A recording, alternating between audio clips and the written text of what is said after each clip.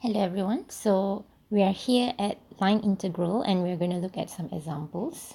So let's start with us having an f of xy being defined by xy, alright, and that your vector of rt is given by cos t, comma, sin t.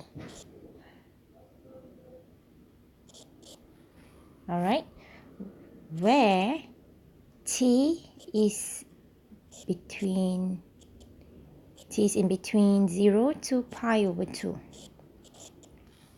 Okay, so now we are supposed to find the line integral of this given curve, which is f of xy, alright, and then that the vector that is given to it is cos t sin t. Alright, so this is in its coordinate form. So in other words, you also can see that in some questions they actually put it as cos t x bar plus sin t y bar. Alright, so maybe in the beginning we should look at what are the steps for us to solve this. Alright, so these general steps can be used for any of the line integral solution. So if you recall from the previous video, the first thing for us to do is always to parameterize the equation. Alright, so if you are not really clear about what parameterization is again, then you might want to look back at our surface integral video, in which you see that actually our equations can be converted into its parametric form. Okay, and then that's one. Secondly, of course, depending on this, basically also depends on your formula. If you recall that there's a part from the formula that gives you this, where you need to find the magnitude of my r prime bar t. Alright, so and this would be the second step. And for the third step, basically, do you still recall what your line integral formula is? So it's actually the integral of my f of xy, and see to that over here this is just a scalar function. How do we see whether it's a scalar function or a vector function? So if you recall, vector is something with a magnitude and direction. So if you're given a vector function, then basically you will have it in terms of the x bar plus y bar plus z bar, or sometimes it would be indicated in terms of I bar, j bar, and k bar. Alright, so this is one of the way for us to look at the difference. So now we have this, and then of course your r bar prime, right? And this is actually the magnitude of it. So if you recall, this actually can be obtained by what again? I have explained it in the previous video. We can also get this because it's r bar prime. So basically what it means is that we're going to prime, or in this case perform a partial derivative of our dx over dt because it's in terms of t, and then my dy over dt. Alright, and then what happens is that we need to get the magnitude. So magnitude basically just means that we square these individual terms, sum it up, and get the square root of it. Okay, so this can be the general step that we can use when it comes to finding our line integral. So let's start with this example 1. So you can see this example 1 from your lecture slides as well. But anyway, so in this case, it's quite clear cut. From the first example itself, they have given you the f of xy, alright? So that would be this one here already. And then parameterized equation. And in this case, parameterized equation basically means that you might have something in form of x equals to something, and then y equals to something, alright? And then what we have to do is that we actually parameterize the equation and convert into a t form, for example. But in this case, as you can see, it's quite clear cut. They have already given you in terms of parameterized equation. all right, where your x is already being expressed in terms of t, and your y is actually being expressed in terms of sine t. All right, so for this part here, so let's start with the first part.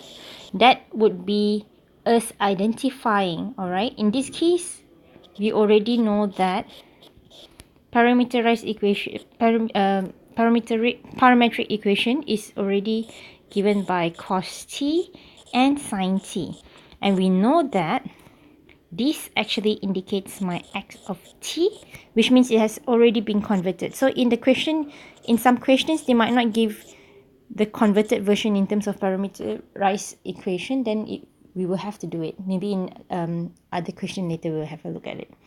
So we know that this is our xt, this is our yt, right? So of course, now first step is complete because there's nothing much we need to do because it's already in its parametric form. We just need to identify that it's a yt and xt respectively.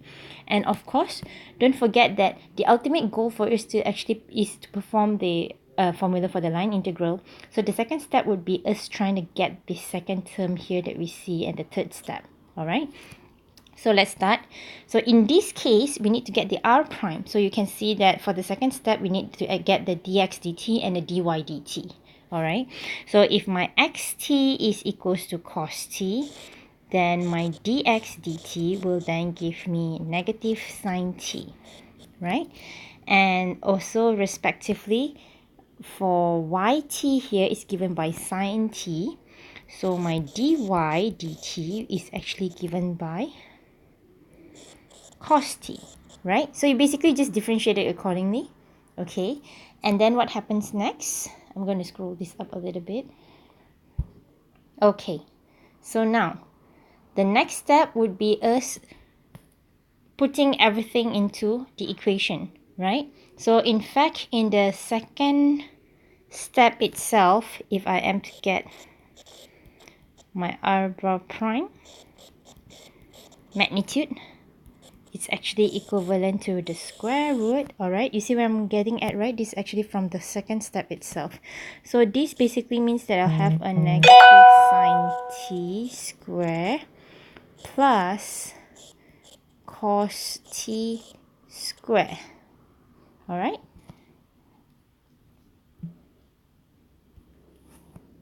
And now that we're done with this, okay, now comes the third step. Third step is literally just performing the formula. All right, we'll put everything in, and in this case we have function of x and y. All right, so note that earlier our f of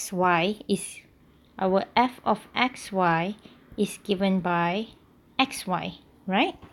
And here comes the part as well. Notice that everything is already being parameterized and it's expressed in terms of t. So it makes sense that we need to change this in terms of t as well, all right? And x is basically given by cos t, right? If you refer from step 1 over here. So I'm just going to replace this, all right? And therefore, this will be cos t, and y, accordingly, is actually just sine t. So I'm going to write this in terms of t as well. So my f of xy, all right, is actually an x of x. Does it make sense here? So probably I'll just, so this is f of xy equals to xy, and this, if you want to see the proper notation, is actually my f of xt and y of t. All right, so that's the parameterized part of my function of xy. Now here comes the part where I put everything inside here, and of course do remember that everything is in terms of t, therefore the integral part will also be with respect to dt. All right, so let's put everything in. And the best part is that, do you notice that earlier in the equation they actually give you the integral, the limit, where your t is actually within 0, between 0 to pi over 2. So that actually determines the beginning point and the ending point. All right, so it actually starts from 0 to pi over 2. So f of x and y, right? So I'm going to write this as cos t sine t, and then I have negative sine t square plus cos t square with respect to dt, right? And so what do we do first? So now once you have reached this part, you can just integrate it accordingly, which I'm sure that you guys are very, very capable of doing that. So just make sure that there's no careless mistake for it. And when it comes to equation that involves cos, sine, and tangent, those trigonometric function, it's always good to also note that there could be any identity that you can actually interchange it with and all. So for example, if I just expand this, this will give me sine square t plus cos square t, right? And if you realize sine square t plus cos square t from your trigonometry identity is actually equivalent to 1. All right, so once you have got 1 and you want to get the square root of it, it's just basically 1, isn't it? So having said that, we managed to simplify the equation into becoming 0 to pi over 2, but that then leaves me with cos t and sine t. Alright, this will just be 1, so basically it's not going to give me any effect whatsoever. Alright, and in fact I can just erase this to simplify things. Alright, so now I have my cos t and sine t. There again, we want to look at any trigonometric identity on how we can actually solve this easier. So in this case, there is one. We have a trigo identity that gives sine 2t equals to 2 sine t cos t. So this is the time that you want to really look at the appendix and see what are the relevant information that you can extract. So if you see that this is cos t and sine t, you have cos t and sine t here. So that also means that I can just take these two and move it to the left hand side. So what I'm trying to do here is trying to get an equation or expression to replicate this exactly. And then, so I'll get a half sine 2t over here. Alright? Because if you notice, when you have a product of two different variables, same variable but two different variables, then it means that sometimes when it comes to integration, you either have to do integration by parts or integration by substitution. But well, it's always good for you to actually have a look at trigonometry identity if you have any and all that. Of course, when you know that this is cos t sine t, and based on this, for example, you know that you can actually simplify it by rewriting it as half sine 2t, and that's going to make our life so much easier to integrate, isn't it? So from this itself, what we are going to do next is to literally just replace your cos t sine t, all right, with half of sine 2t and half here. So I hope you still follow whatever that I'm doing. So basically this is cos t sine t. Cos t sine t is actually equivalent to half of sine 2t, which I write it here. And I'm just going to put my half at the outer side, because y is just going to be a constant, and this makes life so much easier for us to integrate later. So next, once we have found this, it's so much easier already in a way, right? So let me just scroll this up a little bit. So you're gonna just solve this accordingly. Okay? And then what we will have, alright, for sine 2t, and now we need to integrate it, right? So integrating sine 2t actually gives us negative of cos 2t divided by 2. Right? So in this case, I have integrated it. That's why I replace it with a square bracket. And that gives me a pi over 2 and 0. See to that I actually have a half thing over here, which is just a constant. Alternatively, I can also move this, right? I can also, if you like, you can just perform the upper limit and minus it with the lower limit. All right, so what we have to do is just replace pi over 2, replace t with pi over 2 for the upper limit, then minus, replace 0 into t here as the second term. Alternatively, sometimes I just like to just move this and factorize it so that it becomes cleaner, but literally it depends on how you want to do it. So this is pi over 2, this is 0. If I'm just writing everything down, I have negative 2 of pi over 2.